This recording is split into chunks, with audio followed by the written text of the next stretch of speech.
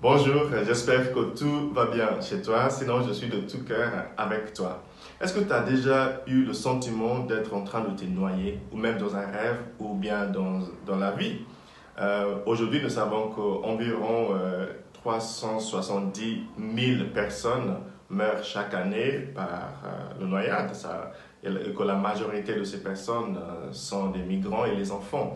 Aujourd'hui, la Bible reprend cette image de la menace de se noyer dans l'océan pour nous montrer comment Dieu se manifeste, comment Dieu se révèle dans nos situations difficiles. Ce texte est tiré de l'Évangile selon saint Matthieu, chapitre 6, de versets 45 à 52.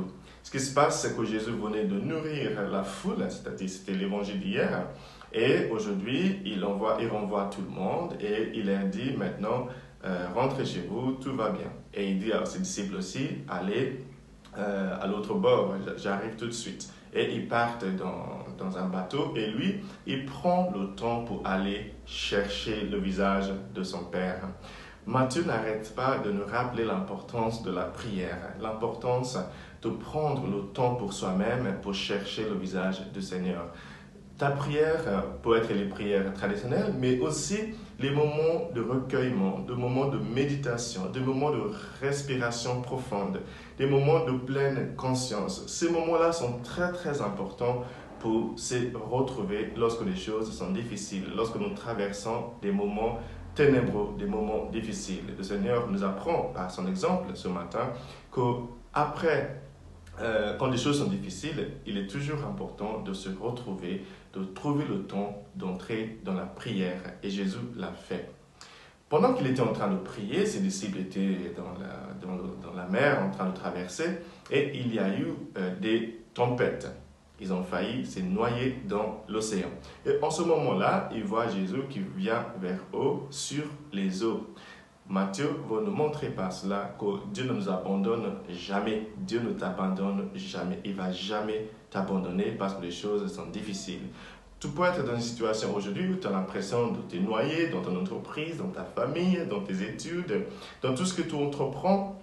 Ça peut nous arriver ce sentiment qu'on est en train de se noyer. Je me souviens encore quand je faisais mon master en sociologie, il y a un moment où franchement j'avais juste envie de tout laisser tomber parce que j'avais l'impression de me noyer dans les lectures de livres, des théories et tout ça et je ne m'en sortais pas à l'époque. Mais bon, ça peut être aussi toi, hein? Chacun a ces moments-là où tu as juste l'impression de ne plus savoir quel jour de la semaine tu es.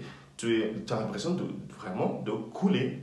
Et le Seigneur te rappelle que quand tu es dans cette situation-là, il ne va pas t'abandonner.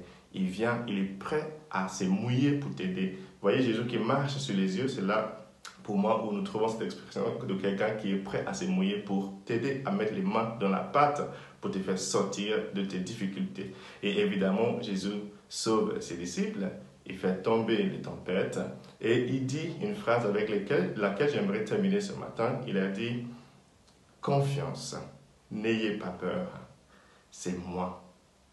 Confiance, n'ayez pas peur, c'est moi. » Quand tu as peur, tu es paralysé.